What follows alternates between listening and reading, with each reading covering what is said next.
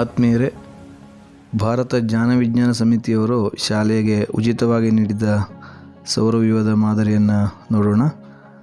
ಇದರಲ್ಲಿ ಮೊದಲನೇದಾಗಿ 4 ಭೌಮ್ಯ ಗ್ರಹಗಳು, ಗಟ್ಟಿ ಗ್ರಹಗಳಾದ ಬುಧ, ಶುಕ್ರ, ಭೂಮಿ, ಮಂಗಳದ ನಂತರ ಕ್ಷುದ್ರ ಗ್ರಹಗಳ ಪಟ್ಟಿ, ಗುರುಗ್ರಹ, ಶನಿಗ್ರಹ, ಯುರೇನಸ್ ಮತ್ತು ನೆಪ್ಚೂನ್ ಈ ಗ್ರಹಗಳ ಮಾದರಿಯಂತೆ ಅನುಪಾತೀಯವಾದಂಥ ಬಾಲ್ ಮತ್ತು ಮಣಿಗಳನ್ನು ಹೊಂದಿಸಲಾಗಿದೆ.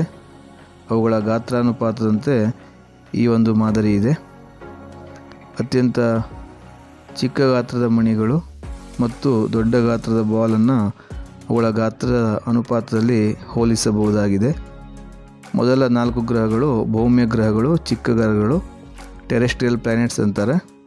ಮುಂದಿನ 4 ಗ್ರಹಗಳು ಅನಿಲ ದೈತ್ಯಗಳು ಅಂತ ಅವುಗಳನ್ನು ಕರೀತಾರೆ, ಹೊರವರ್ತುಲದ ಗ್ರಹಗಳು ಅಂತಾರೆ. ಇದರಲ್ಲಿ ಬುಧ ಮತ್ತು ಶುಕ್ರ ಉಪಗ್ರಹಗಳನ್ನು ಹೊಂದಿಲ್ಲ.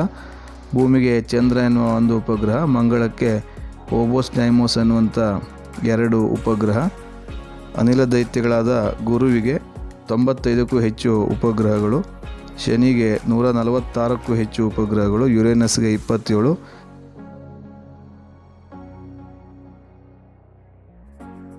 ನೆಪ್ಚೂನ್ಗೆ 14 ಉಪಗ್ರಹಗಳು.